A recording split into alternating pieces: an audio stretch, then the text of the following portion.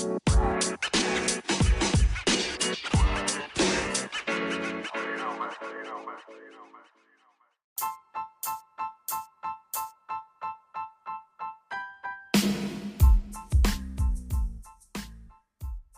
is going on, guys? Welcome to another episode of the Masculine Health Solutions podcast, where we discuss everything related to men's health, TRT, peptides, male enhancement, penis enlargement. We talk about it all. No holds barred, man. We get into the spiritual side of things and anything when it comes to men's health and basically improving ourselves as human beings. And I'm your host, CJ Rodriguez, a fat loss coach. That is what I do, what I love doing. And honestly, it's one of the most fulfilling things that I've been doing as of late. And if you pay attention, be sure to follow at CJ Rods Fit. It's really cool to see how people's lives is changing because they are getting in shape. You know, they're able to run around with the kids. And more than anything, it's just that confidence factor, which I think is massive. And I also think it's underrated. So again, if you want to lose weight, get into the best shape of your life, then be sure to get at me. Just click one of the links in the description and let's make it happen. All right. And as I mentioned before, I was talking about TRT, and that is specifically because of today's guests. From Matrix Hormones, we are blessed in having Sean Fitzgerald on the show, who discusses a lot of the ailments that's going on with a lot of dudes right now. And it's crazy to me that to think about how we have not chosen to go down this route more often. And the reason why I say that is that allopathic medicine is usually trying to give us a Band-Aid. Like, here you go. You can't get an erection, just take some Cialis, take some Viagra. Might be 400 pounds overweight, but that's all good. Let's not address your nutrition. Let's not talk about any of that. No. Let's not do that. Let's talk about how we get you on some drugs, which is probably not the best way to go about it. And again, I'm not saying that this is always the case because like a lot of the guests that I've had on the show previous to Sean, a lot of professionals in the field of medicine are looking for alternate ways. And I think that we are at a point, we've reached that breaking point where people are just like, okay, what we're doing right now is not working. How do we make it work? And the beauty of talking to Sean about this is that he and the team at Matrix Hormones looks at that. And they look at it from a way in a perspective of, okay, how do we get you healed up, man? How do we get you back to 100%? And how do we avoid taking, certain medicines or medications or even testosterone when it's not necessary? How do we get everything lined up so that everything's firing up the way that it should? And then when the time is right, they follow through with the correct protocols, which I think is fantastic. Right. So I really do hope that you guys enjoyed this episode. I know you guys are going to be able to take a lot of things out of it from a male enhancement side, penis enlargement side, which I know a lot of you guys are still. I got tons more questions that I got to address because, I always get them in the DMs. And again, keep shooting me the DMs. If I don't get to it immediately, just know that I'm a busy man. I work 40 hours a week still at the grind. Hopefully, I can just do my coaching full time in the near future as things continue to escalate. But for now, I got to juggle both. I got one foot there and one foot here. And so if I don't answer the DMs immediately, just know that I might be at work, I might be driving, I might be doing something with my kids, But again, I'll always do my best to answer back as soon as I possibly can. So in regards to PE and male enhancement, obviously, making sure that you get your blood markers, your TRT, all that kind of stuff, or your testosterone levels looked at, it plays into it, man. Everything factors in. The body, like I've said before, is a symphony, right? It is an orchestra. It's a whole bunch of different instruments coming together to make this beautiful noise that we call the human body. So you want to make sure that you take a look at all these things and you get these things right. And again, if you do want to get in touch with Sean or the team from Matrix Hormones, I have put all the links in the description. All right. So that being said, let's jump on into today's episode with Sean Fitzgerald from Matrix Hormones. All right, let's go. Before we get started, one more thing. If you want to get any PE gear, be sure to check out TotalManShop.com. That is TotalManShop.com. And use the promo code MHS2020. Promo code is MHS2020 and get 12% off. Be sure to check out their wide variety of all kinds of good quality PE equipment. All right? And that's promo code MHS2020 for 12% off. And The website, once again, is totalmanshop.com.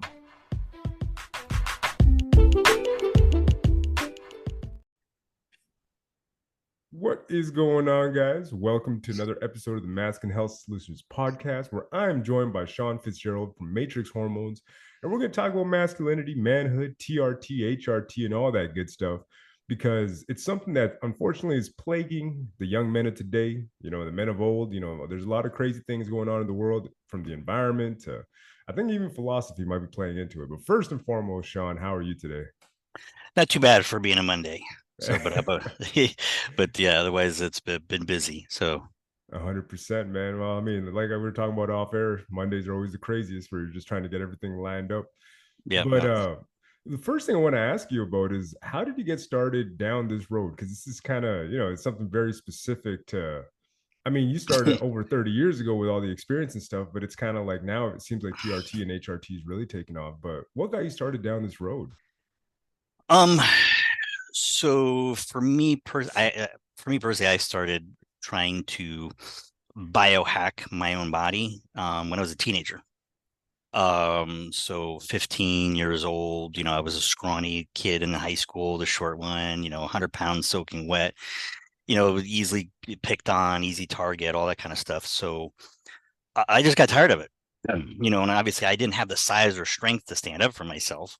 Yeah. So I just figured that if I can learn, because I was trying to exercise, didn't know what the hell I was doing.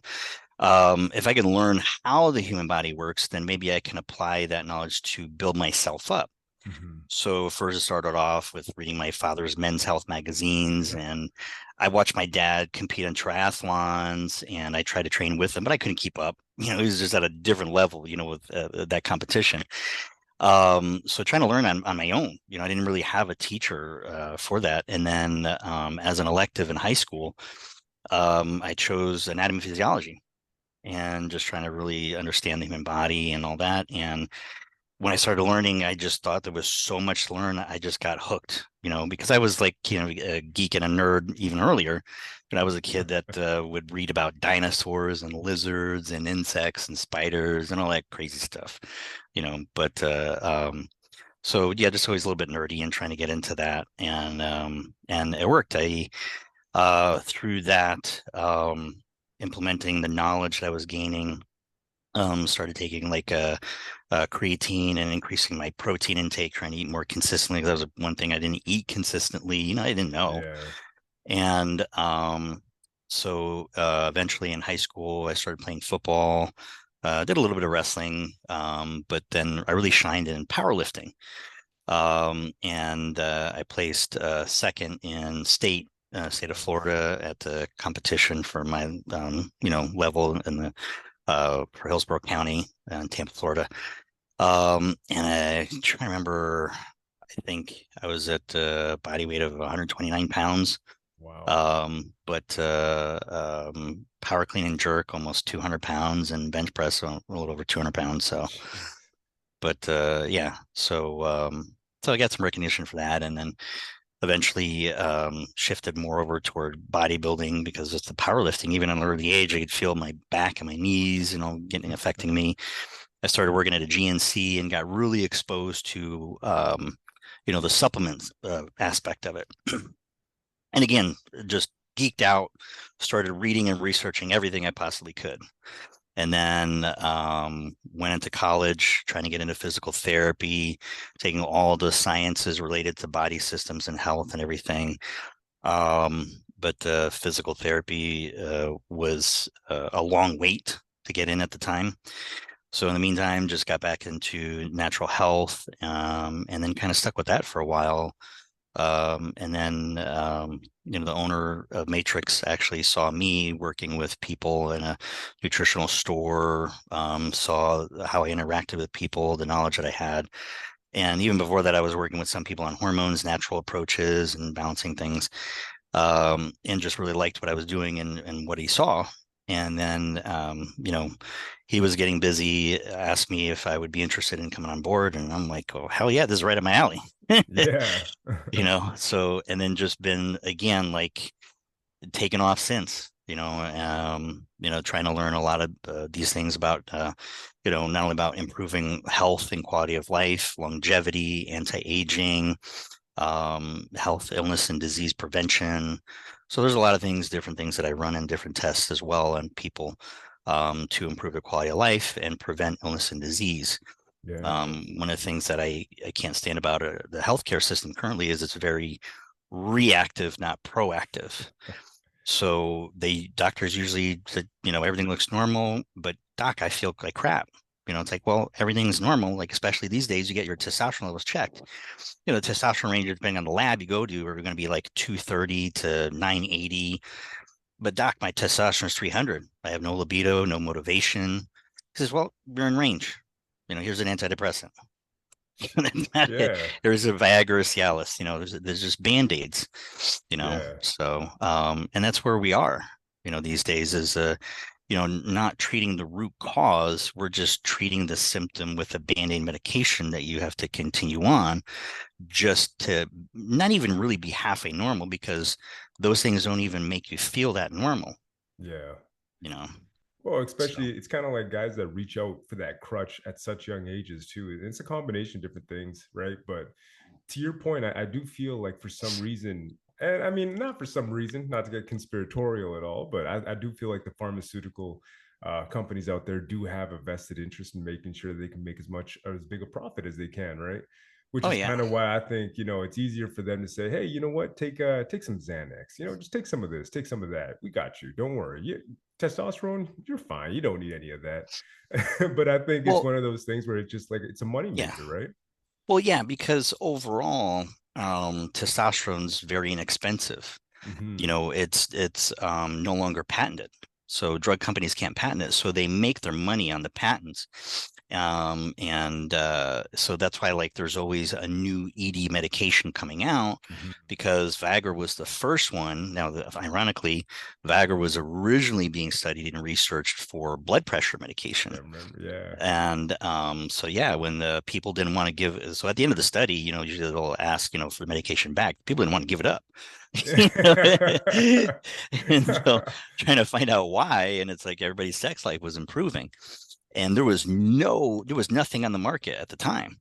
Yeah. And so when Viagra was released, the patent lasts for 10 years, and Pfizer had the market for 10 years straight Yeah. until Cialis came out, and then there was a patent on Cialis, and now you have all these other generics and other drugs that are coming out, that are copycats of kind of the same thing. But again, some of the newer drugs are way more expensive because there is no generic version. So again, it's all a money making, thing. Yeah. So Which makes sense because it's kind of like they're a business, they're obviously publicly kind of it's a public business, right? Or yeah, yeah, publicly traded, right? publicly traded, yes, word I'm looking for. Where, I understand they got to make profits in that, but at whose expense? And it kind of seems like the general population, unfortunately, is the one suffering from it.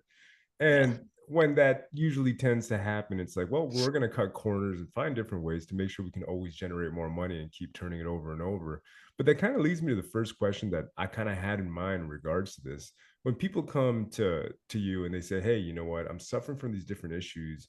What's the most common one that you find amongst guys that come to you? Is it usually low testosterone levels, like erectile problems? Like, what's the thing that usually brings them to you and says, hey, I need to fix this?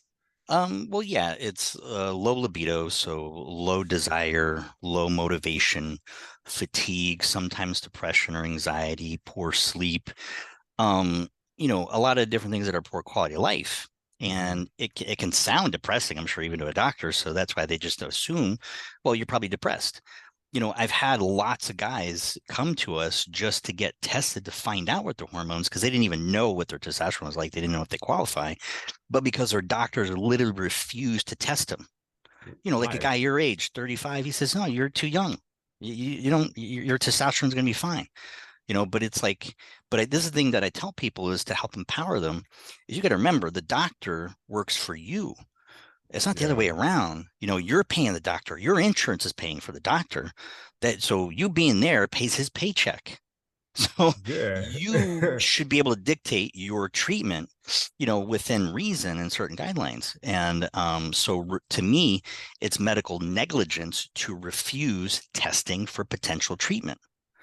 Interesting. Interesting. I mean, It's interesting, but at the same time, I kind of feel like it just kind of goes back to, well, they get blowback from these other big companies. So it's like, well, I'd rather, steer you in another direction, right? But in regards to them now coming to you, now that they said, like, hey, you know what, I feel like shit, I think I got depression. I don't know what's going on. And you finally have them, you get to see exactly where they're at through the test and stuff. What does HRT kind of look like? Because I imagine it's not just testosterone. There's other hormones also involved in play, right? That you also got to pay attention to. Like, okay, like, Ye- hey, Yeah. So your adrenal glands produce other hormones. The testicles will produce some hormones. And sometimes they can be low. It just depends on the symptoms. So, I mean, because as men, we do have estrogen, estradiol, we do have progesterone, but at much lower levels than a typical female. Plus difference in chromosomes. That's what makes us different in gender, which can be a totally different subject, these days. So, yeah, but otherwise, so yeah, there are different hormones that can be checked and tested. Usually, low testosterone is the common denominator in a lot of these people. So that's our starting point. And then you can send out for further testing if they still have some symptoms or other issues. But typically, as far as treatment, there can be different options. A lot of people are mhm, very familiar with testosterone. The alternative to that is trying to stimulate your body's own production of testosterone through the use of HCG and or enclomiphene or clomid citrate. As a clinic, through our experience, we prefer to use enclomiphene as an alternative to TRT as an option for some men. mhm, A lot of men will be given the choice depending on their blood work and how they qualify. And then typically for men under the age of 30, that would be the starting treatment to help really sustain their fertility. So being on TRT or testosterone replacement tends to decrease sperm count levels. It doesn't, everybody's the reduction can differ from one to another. But we usually use in combination with HCG to keep the testicles functioning, prevent atrophy.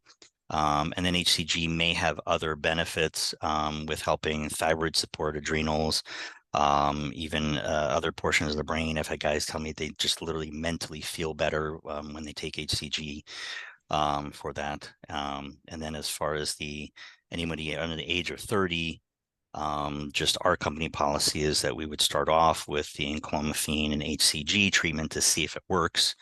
There's two main types of hypogonadism. So you have primary and secondary. Primary would be kind of like a malfunction of the testicles themselves. So, interesting. so there's two main hormones produced by the pituitary called luteinizing hormone, follicle stimulating hormone, that tell the testicles to make testosterone and sperm. And without getting too technical, the differences between the two, but they're very similar. And in someone with primary hypogonadism, those hormones would be very high. So it's almost like the pituitary is screaming at the testicles to make testosterone, but they're just not producing it. So it's a very poor signal. And then secondary hypogonadism would be that the pituitary is just not producing enough of those hormones. And therefore, the testicles are really not producing much because they don't have much of a signal. And in those cases, that type of treatment can be very successful. We've had cases of men, going from 200, 300, 400 total testosterone to over 1,000 with that, and they get the same, benefits of the TRT as they would, with that instead as an alternative.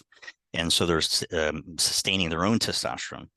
And then I've had a couple of cases where men were able to, do that type of treatment for a prolonged period of time and then wean off, and they're able to maintain higher testosterone levels on their own. Interesting. So it may kind of help teach the body to produce more of its own testosterone. That's Um, super interesting. yeah, so doesn't necessarily, like I said, it doesn't mean it works for everybody, but we do have some that it can be helpful for that. And then, like I said, with TRT or testosterone replacement, maintaining testosterone levels tends to be a little bit more consistent or predictable with that. So it's, some differences. And then the mechanism of action with enclomiphene, doesn't always work with everybody. On average, most guys will feel fine. They don't have any, issues or side effects. Some people even though their testosterone levels are real high, they just don't feel any significant change or difference. And then we might have to switch them over to testosterone. And then, it's like light bulb, and all of a sudden they feel great.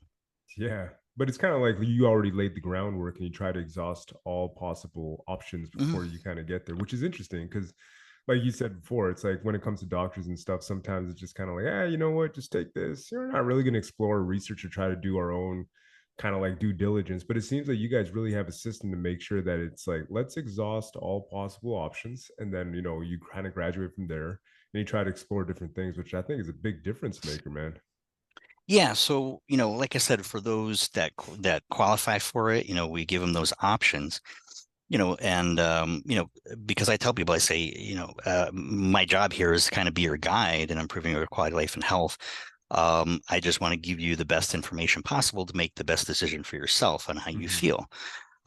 So, some guys will do their own research and they prefer to do the testosterone instead. Some guys find it very interesting and say, you know what, let me go ahead and exhaust all those resources before making more of a long-term commitment to that. Because typically with the what we call the hormone releasing hormones, which are those different medications, um, the worst case scenario is if you quit, just all of a sudden stop cold turkey, your testosterone levels may just go back to where they were baseline, prior to treatment.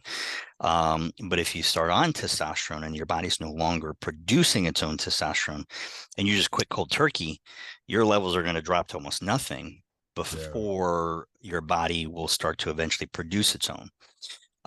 So sometimes that can be, months to a year. Like I've had people just, for financial reasons, they just disappeared and come back for treatment after a year.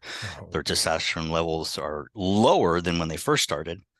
oh my gosh. So yeah, it can happen. But then, I've surprisingly had some guys that they just quit cold turkey, and then coming back, 3, 4 months later, get checked again, and their testosterone levels are back to where they were pre-treatment, and sometimes even a little bit more, in a rare case. But so everybody's different, and again, you just have to approach treatment different for people based on their own genetics, biological differences. Yeah, I mean, because I've always heard horror stories and I've seen it myself for guys like young kids, that were using exogenous testosterone along with like tren and all a bunch of other crazy shit, Oh right? yeah, yeah. And then it's like, nobody told them that you got to kind of wean off it. You can't just, go cold turkey. And I've seen guys like, I got a friend of mine who was basically like, he was fighting off depression for like 6 months. And he wasn't Oh even God. taking anything that hardcore, but I think it was like a combination of like Anavar and test. And I was just like, bro, you look huge. And all of a sudden he went off it, but he didn't have the proper protocol to really come off it. And then he was like Yeah. depressed for like 6 months, man. I'm like, what happened to Yeah. you? When you get involved in any of that, you really need to do your research because, again, what we were talking about before, you really have to be an advocate for your own health and take care of yourself. Mhm. Don't rely on somebody else to do it for you. And Yeah.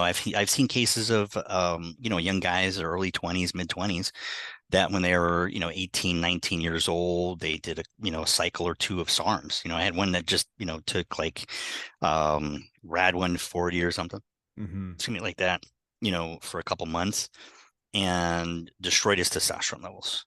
It was like I mean, his testosterone was like really low, and just suffered like that for several years until finally getting tested. It just never came back, at a young age.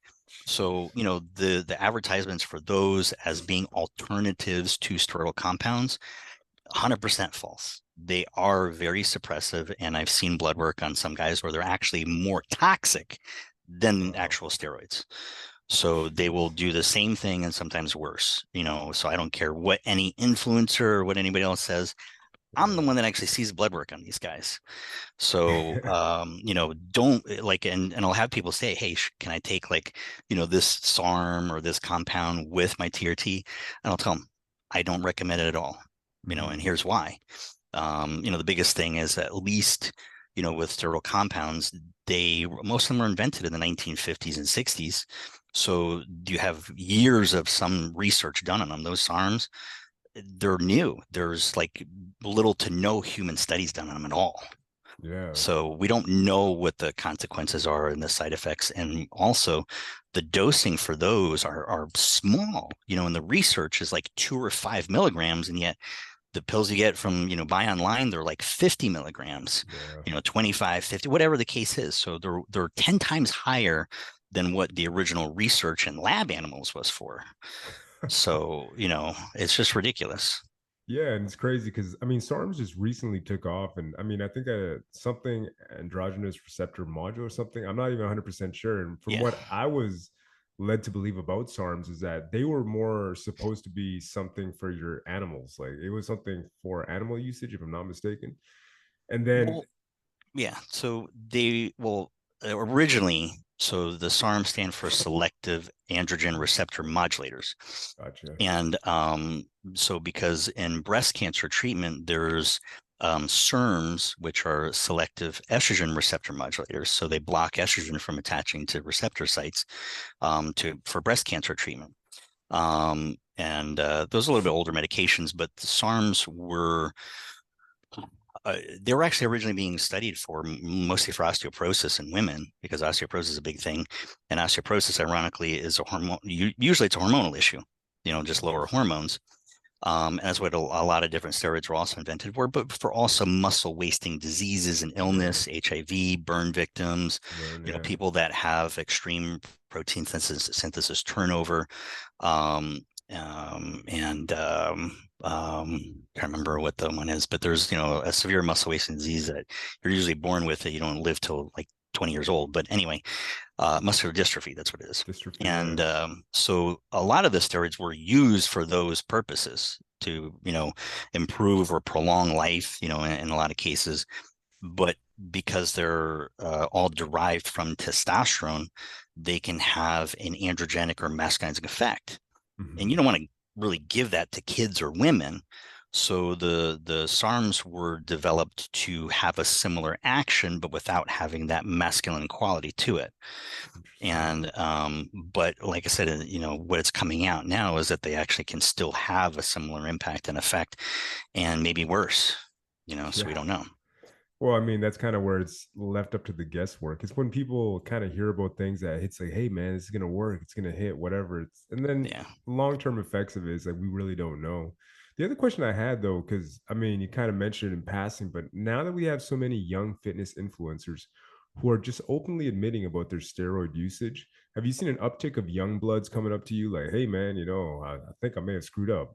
I've taken Um, way too much tren or whatever the I- case may on be. it, actually, it's older guys. So Interesting. guys in their mid late 30s or going into their 40s, they'll say that, yeah, when I was in my 20s, I took, I was on steroids or doing cycles of different things. And they just feel like they may have issues since then, but it's just Mhm. now they're, working full-time jobs, they have families, kids to raise, and they're burned out. They don't have the energy, motivation to keep up, and they'll just say, maybe it was because of this back in the day. And so they get tested, and sometimes that, that is the case, having very low testosterone. But I've had some guys, and most of our clientele is just, literally, dads, husbands, just trying to be better men, Yeah. for their families and for themselves. They just don't feel like how they used to. So I have a lot of success stories of guys that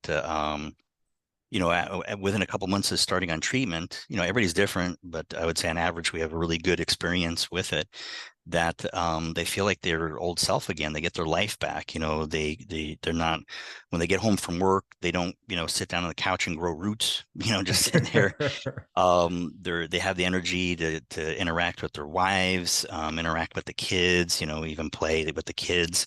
And some, wives have gotten on the phone with me and almost like thank you for giving me my husband back.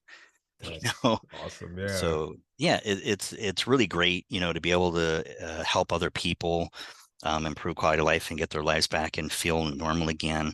A lot of guys will say that, over time, that their relationship with their wives or their families have gotten better, Yeah. even before treatment, even before they started having some symptoms. They're just better men, like I said, better husbands and fathers. So that's, for me, that's just a reward in itself. And I Yeah. always say that if If I didn't have bills to pay, I'd do it for free. because because it's really good to be able to change someone's life for the good, you know. Well, 100%. Because I do feel like it's tough right now for men because I feel like, we're getting hit from so many different angles about, the toxic masculinity kind of thing. And it almost Yeah, seems like, they're not really supporting men the way that they should be. And the reason why I bring it up is that, male suicide rates are at an all-time high.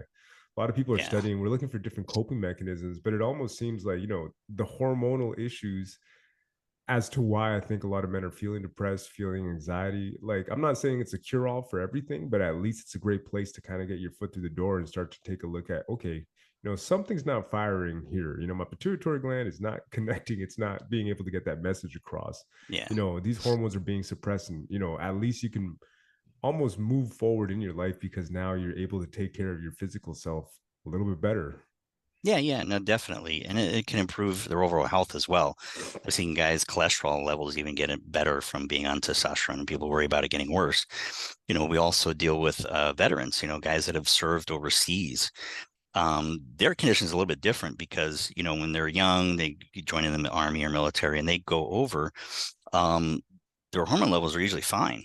But when they Yeah, get back, it's being in that war zone, that high stress environment. It's like 24/7, they're always on alert. They're not getting enough sleep. They're watching, some of their friends being killed, blown away, yeah, in pieces. And so it's just that stress is overwhelming. Like as humans, we're designed for short terms of stress, fight or flight. It's that yeah, moments of burst of that stress, not for chronic.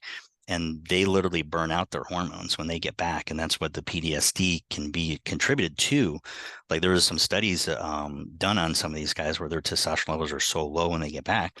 And, the VA typically just gives them antidepressants, anti-anxiety, antipsychotics, and medicine to fall asleep because they can't sleep, they're depressed, the PTSD, can mess with their mood, make them a little crazy. Like I said, put them antipsychotics. They see therapists and nothing works. They just feel numb from all the medication, but they're not better. And yeah. so, a lot of cases that we've had that some of those guys, by their own choice, they were able to completely discontinue all that medication and they just feel their old self again being on testosterone. That's awesome. A lot of them were able to decrease their medication. And some, like I said, were just quit cold turkey because it didn't help anyway, you know. Yeah. But I do believe that these days, more and more younger men are experiencing low testosterone because even the World Health Organization had expressed a few years ago that sperm count levels globally have dropped 50%, Yeah, which I saw typically is that. going to also associate with low testosterone. So I do feel that a lot of the chemicals that we're exposed to, that acts as endocrine disrupting chemicals.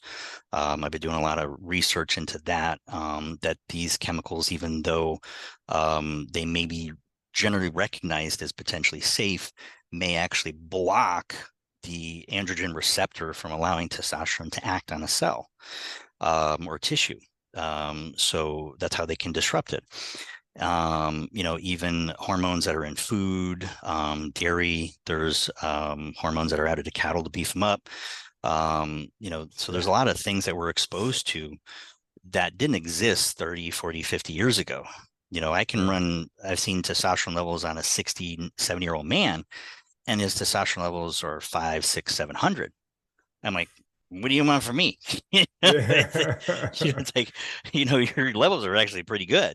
I said there are more than guys, less than half your age. It's the younger guys that are more of a problem and issue, and then also, these days I feel like we're spoiled. We don't have to go through much challenge or adversity. I think Yeah. that's also a thing because a lot of cultures used to be, years and centuries ago, boys had to go through a rite of passage in order to be considered a man by Yeah. society. So you had to be tested. There's an old saying, as a knight in shining armor has never had his metal tested. Yeah. So, and that goes into the masculinity part, is what really makes you a man or masculine. And so, challenge, whether it's physical or mental challenge, has been shown to increase testosterone. And now we're no longer soldiers, warriors, we're sitting on our ass all day, on social media playing video games. Our body says we don't have to protect, we don't have to fight. Why do we need extra testosterone? Plus the exposure to chemicals. So just, all these things like today, especially since COVID, all these, work from home places, all these delivery services, you literally do not have to leave your house for anything. Everything can be delivered. You Yeah. don't have to go out. Groceries, food, your entertainment, fast and streaming video. I mean, shit, I remember when I was like 19 years old, dial up, Blockbuster. Yeah, oh, yeah, yeah, Blockbuster. yeah. Yeah, you're right. Blockbuster too, So all these things, like today, we're so spoiled with instant gratification. We don't have to wait for anything. Mhm. So yeah, I think there's a variety of factors, and it's just everything, I think, combined. I don't think it's just one thing. I think it's a combination of different things Yeah. that are really causing it. And that's what their generations are growing up with. They're being, born with mobile devices in their hands, Yeah. basically, and knowing how to use it before, grandpa knows even how to turn on a TV. So, you know, but Yeah. but the difference too is that I think because of a lot of these hormonal imbalances is also why teenage suicide is also that's at an all-time high. Yeah. Yeah. Because as a society, we're spoiled. Parents are doing all the hard work for the kids. Mhm. Back when I was growing up, if I got in trouble at school, I got trouble at home. Yeah, You exactly. Yeah, it's like I'm know, catching 2 beat downs, man. yeah, exactly. And now kid gets in trouble at school, the parents go yell at the school like it's Yeah, their fault. it's It's like, yeah. oh, are you crazy? Yeah. At least so kids are not disciplined, so they don't know how to handle stress on their own, and they lose their mind when they have to experience it. And that's why now you got like kids in their 20s and going into 30s still living at home with mom and dad because they don't know how to survive. Yeah. You Yeah, know, and it's kind of like society as a whole. Like I remember, like I just a couple years ago, where my buddy's like, "Yo, man, I'm gonna get laid tonight." I'm like, "Oh, that's crazy, man." I'm like, "Where you going? You going to the bar? You going to the club?" He's like, "No, I'm going on Tinder." And he just shows me he's like swiping right, swiping oh right. I'm yeah, like, "Wait, what?" I'm like, "There's an app for sex now." yeah, and that's just it. That's the old saying is sex got easier to get, love got harder to find too. Yeah, So because it's the availability, it's that instant gratification, and that's what we're dealing with now. And even pornography, you can download it, like it's always available. You don't have to yeah, go out and seek it anymore. Again, there's no challenge, there's no chivalry. You don't have to um try to take a girl out, earn yeah, her affection, open the doors, get her some flowers, take her to dinner. Just, do some swiping and hey, you want to hook up, come right over, just like that. There's no connection, there's no challenge, there's no adversity. And again, that's where men, I think, as a society, are failing to be men. yeah, yeah. That's not masculine. That's being a weak man. That's being a 100%, sissy, because 100%. why take the easy route, Yeah, and you know what? We need that challenge too, and that's kind of why I feel like at least sports is the last kind of saving grace that I think a lot of men have. Because I'm kind of mm, seeing like a weird schism amongst like kids. Because I got 2 boys, right? My one son, he's turning 13, and I'm seeing that a small percentage of them are going hard when it comes to like football, soccer, wrestling, MMA, all that kind of stuff. Like I see a group of them. I'm like, okay, like these kids are really like they're seeking that challenge. Like it's almost like a subconscious thing where they're like, I need to do something, therefore I mm, must get off the couch. I mean, he plays video games every now and again, but we yeah, regulate that. And then I see like another group of boys where it's just like it's almost, I don't want to say they're lost causes, but it almost seems that way.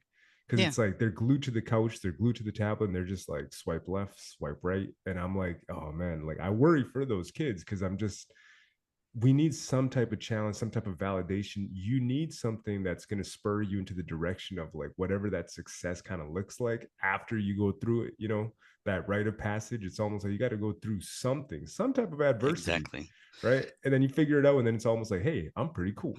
You go yeah, to the yeah. next challenge. Well, but the thing too is overcoming adversity is what builds self-confidence.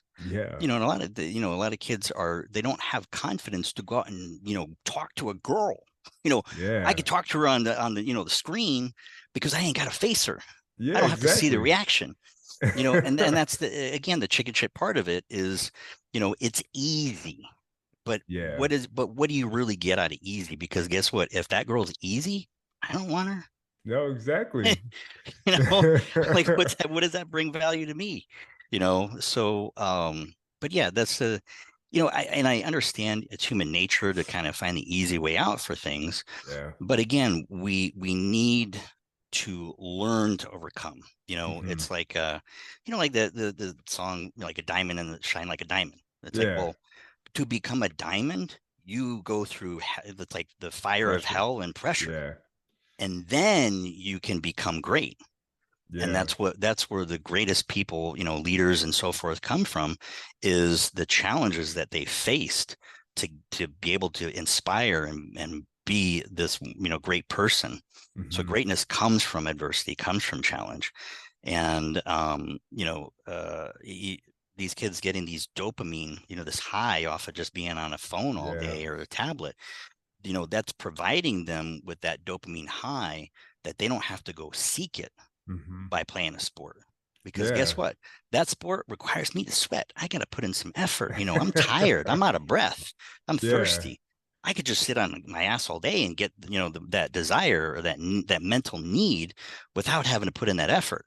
Yeah. And So just play again, NFL Madden. No, you're 100% right. It's almost like I'd rather, like, a lot of people prefer the virtual. It's like when it comes to porn too. It's like, oh, I'd rather watch porn than have sex. I'm like, no, man, I'd rather have sex than watch porn. What's wrong with you, right? But a lot of guys are exactly. suffering from that, where it's just like they get so used to it. Question I have in regards to that though, it's like, you being the hormonal expert is, if you could make a perfect scenario for a young kid between the ages of like 13 to 20, just to make sure you set him up well for the rest of his life in regards to testosterone and hormone, what would you do in like regards of diet, exercise, and challenges?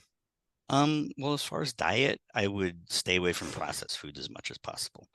Um, so like glyphosates are very commonly used, Oh yeah. in a lot of grains, Hmm. for insect control. But glyphosates have been shown to change male frogs into female frogs. On that. Yeah, I remember So, that one. I mean, they so called Alex Jones crazy, but he wasn't. yeah. So, and then there was, like, I think when that first came out, I didn't actually see the video reel myself, but there was, like a news report, like what is it, a representative for the company that produces that, saying, oh, it's perfectly safe. He says, I could drink it. And he says, okay, well, here's a glass. You gonna drink it? And he refused. He said, didn't drink it on camera. Wow. So if it were so safe, and he's saying, "Oh yeah, you can drink it and nothing's going to happen," then prove it, But Exactly. so he wouldn't. But so that's just the thing is, and but that goes back to lots of different things. Like tobacco companies covered up; they knew that they were producing addictive, stuff, and falsely, they skewed their science and everything, Mhm. lied about it for so many years until they finally admitted it, and then got in big trouble for it. And that's just it. Is a lot of these companies, because they have so much investment and money, it's like, why would you believe what a company says when you don't even believe your own government? you know, Agree with you on that too, but so, yeah. you know, so again, it's, big corporate, is at the end of the day, they're focused on a profit. They do want to Yeah. make a product that there is a need for in society, but that need doesn't necessarily mean it's a good or bad thing. It's just that, Hmm. whether we need it for good or bad, it's as long as they're making a profit, that's all they care about. Yeah. So um but yeah, and so anyway, trying to stay away from processed foods, um a lot of meat. I think Hmm. that because we eat so much processed foods, and these processed grains and all that, that we don't get enough protein. There was a recent study that showed that there is no limit on the amount of protein we can absorb or digest at once. So I don't know if you'd seen that, the I comparison think of I saw 25. somewhere. Yeah, it was like 100 grams of protein. They were, because they Yeah, used to say it was 30 grams was the maximum. yeah, I'm like, I yeah. don't know, that rings right. And then yeah, I think it was 100 Exactly. grams. So yeah, and I didn't believe that. I mean, anyway, when I was growing up hearing that, like, well, who set the limit on 30 Exactly. Yeah. grams? Like, why? Like, if there's a 260-pound bodybuilder, Yeah. versus 130-pound man, like, why is he limited to only 30 grams? It doesn't make any sense. There was no Exactly. logic behind it. Some of it was based on the concept or theory that the excess, if it didn't get used, would be oxidized into glucose. Yeah, I But remember that. but if you check your blood sugar, then that doesn't happen when you eat a big old steak. Your glucose levels don't rise. They might go up a little bit, but it's not significant. But if you eat the same amount in a carbohydrate, Like a then milkshake, yeah. yeah, exactly, and it's going to shoot up. So, but yeah, clean meats, try to be hormone free, obviously. Um, and then of course, plenty of vegetables. Hmm. So what I tell people when they're asking for nutritional advice is if you can't go out in a field and pick it off a tree or a bush or whatnot and eat it, then it's processed. Yeah. Because even a potato, technically you can dig it out of the ground, wash it off, and eat it. You cook it so that it's softer and easier to eat. But Yeah. otherwise, there's no processing involved. So a wheat, you can't pull it off a stalk and No. just eat it. It has to Yeah. be mechanically separated. Even rice has to be mechanically separated in order to get to the grain. So grains are notorious. Now, some cultures do well with rice, like a lot of Asian cultures, because that's historically what they grew up on for Hmm. centuries. But even wheat itself, it's not the same kind of wheat. It's more genetically modified, Hmm. and even the process of bread making. So when I was in school, I took home ec, in Yeah. like sixth, seventh, eighth grade, and in food class we would make bread, but we would leave it overnight to rise. Yeah, I It was like a remember day or that. two of Yeah. process. And that's like the old fashioned way of doing it. But now bread is made within 30 minutes. Yeah. You just throw all the ingredients together, put it in a thing, and it cooks it up, and it's done. So the process of going through that fermentation and rising actually helps break down the gluten. Gluten as a protein is actually one of the hardest proteins for humans to digest. Yeah. We're not ruminants. We're not like cows and animal that can eat that stuff and be able to process. We don't have five stomachs. So so it's very difficult to digest. And that's why so many people these days have gluten intolerances and celiacs and gluten problems, Yeah. I think, is just because of that. So the way that bread is made, the type of grain that we have, is not what it used to be. Yeah. So that's why I just try to stick with, if you can go out in a field and get it, then I'd say you're good. Even cow's milk, technically you can go out and just milk a cow and drink it. Yeah. Back in the day, the milkman used to deliver milk every day, you know. Yeah. And that's kind So of the one, I mean, the one thing that like I have read into like dairy farming and why industrialized farming is not the greatest. But on the flip side, it's kind of like what I've looked into in regards to raw milk. I'm like, oh, well, this is actually pretty fantastic. yeah, It's kind of like the industrialized ultra processed milk that we get isn't the same as what you'd get from a farm. Like, and to use your example, if I can go into the farm, get the milk there, we've been doing it for centuries. It's like yeah, we don't have to exactly. rewrite the book. You don't have to rewrite the wheel, man. Like we know what has worked for forever. We don't necessarily have to go and do these ultra processed things and add these vitamins and enrich it. It's kind of like let's kick it old school. What worked back then? Exactly. And that's why my goal is eventually, have my own farm, have some goats, cows, chickens, and grow my own food. I don't have to, Yeah. rely on someone else and adding all these chemicals in that I don't know what's in there or what it's doing. So, Yeah. but yeah, you're totally right. I was manager in health food stores before, and according to FDA, because of pasteurization, raw milk couldn't be labeled for human use, Yeah. so it said for pets only. But people bought it and drank it. I used to drink it, and raw milk itself, I think, has over 70 different probiotics naturally in it, Yep. which is what causes it eventually to turn into cheese. so, Exactly. Yeah. The so yeah, you natural gotta occurrence of yeah, so it. yeah, if you buy it, you got to shake it up after like a day or two because the cream settles, Hmm. separates. Got to Yeah. shake it up, and then if it gets older, then it starts turning into cheese. So whereas the ultra processed, pasteurized and homogenized milk, homogenization binds the fat or cream in there with the protein, and that's something that doesn't occur in nature Yeah. because it's supposed to be able to separate. So that actually changes the way your body's able to digest it as well. And then pasteurization ruins all the bacteria in there. So again, you're preventing it from separating as well as preventing it from turning into cheese, quick. Yeah. So it just increases shelf life and appearance. I still remember as a kid that my parents used to have to shake up the milk before homogenization came around. Yeah. But yeah, it's just the way food is treated today is all for profit. Yeah. I mean, it is one of those things where it's like I said with my two boys, right? I try to make sure that we get the best food possible. And it even seems like now, like I try to avoid supplementing some stuff, but at the same time, I'm like, well, I've done my research and I kind of feel like, okay, maybe we should do a little bit of this, a little bit of that, but not too much, right? But Yeah. I mean, in regards to like obviously setting them up for the best life possible, I want to make sure their hormones are good and we're able to take care of them as best as we possibly can for now. But the one thing that I kind of want to just get a quick kind of a quick story before we take off today, because I mean we only got 8 minutes left. I feel like it just flew by, but I know, right? I'm like, damn, man. I'm like, you're already almost done, man. But what's it called? If we could just get like one of your favorite success stories of somebody who came in, to Matrix Hormones, and you're just like, hey, you know what? Let's change your life, make it the best that it possibly can. If you could leave us on that note, man, I would really appreciate it. um there's like so many, Well, that's a good thing, man. like I said, I like having wives get on the phone and said, thank you for giving me my husband back. And to be honest with you, some didn't turn out that great. So, there can be challenges or difficulties that come up with someone, but I do find that the most often the people that have the worst side effects or problems or issues with hormone treatment are the ones that are typically the most unhealthy to begin with. So either they're very severely overweight or obese, or their eating habits are very poor. So, the guys that have been, taking care of themselves physically, exercise, trying to do the right things for themselves most of their life, or adult life anyway, have the least issues. A lot of people are worried about these blood donations, having high red blood cells and hemoglobin, all that.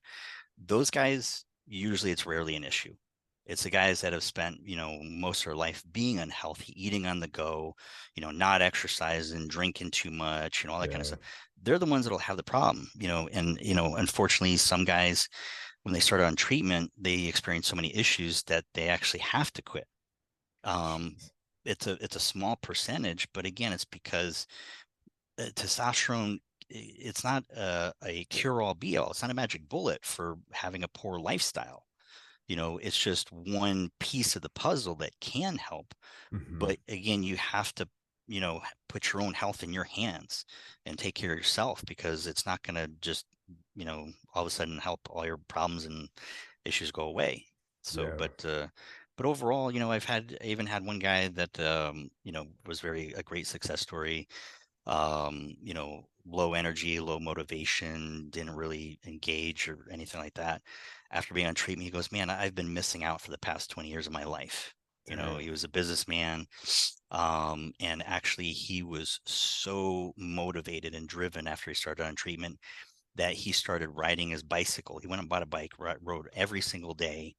And his goal within a year was to run a marathon, and he did. Wow. Like he just like took off. Like his motivation was through the roof. He was out all about challenging, meeting women, because he was a single guy in his 50s. Because he just worked. That was his focus. He had nothing else to, go for or look at. And it totally changed his life. And then I've had some younger guys in their 30s. I do remember one guy that uh you know in the workplace was very timid, working in an Yeah. office.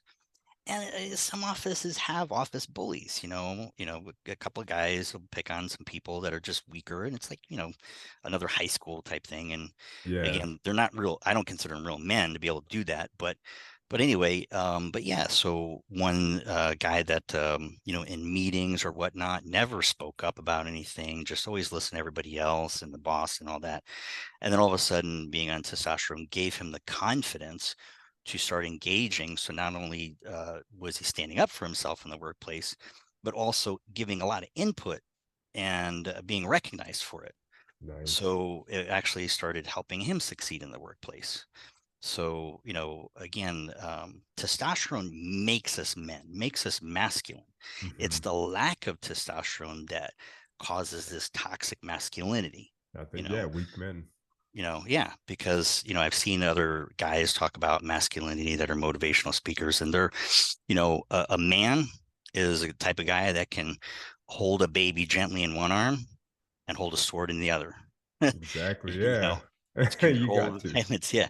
So, you can be a leader, and very compassionate, and giving toward others, but also be willing to be able to fight for what is important to you. Yeah, that's a perfect way to end this podcast episode, man, because I 100% agree with you. And you Yeah. know what? I really value what you're doing, Sean, because I think it's necessary, and guys need it now more than ever. But before you take off, just let us know your website and all that good stuff where we can follow you. Oh yeah, matrixhormones.com. Very, very easy. So it's got a lot of information there. Guys can fill out, their information, basic info, contact info, and then they'll get an email automatically sent to them by the system that can give them all the pricing for services and treatment and everything like that. So we try to also be very transparent up front, what people are getting involved in, especially from a financial perspective, Hmm. because obviously the economy is these days. Sometimes we got to pick and choose our battles. Yeah. And then we're also implementing, a monthly payment system. So that Okay. way it can be more affordable for people to just make monthly payments for treatment and all that. So, but also great thing is if you have insurance, we encourage people to use their insurance if it can cover their blood work at least. A lot of medications come from the compounding pharmacy, which doesn't, but otherwise, to help with the cost of things. So, because some clinics make you pay out of pocket for blood work, and the owner matrix wants to try to make it affordable for average people to get treatment. So Awesome, man. Value that, man. Good stuff into the world. So, again, I'll make sure all the links are in the description. And thank you, Sean, for coming on the show. I know you're a busy guy. You probably got to run. So, I'm going to let you go. But honestly, would love to have you on again. We'll sure. definitely do this some other time. Until the All right. next episode, we'll see you guys then. Appreciate it. Thank you, Have a good Sean. one. You too.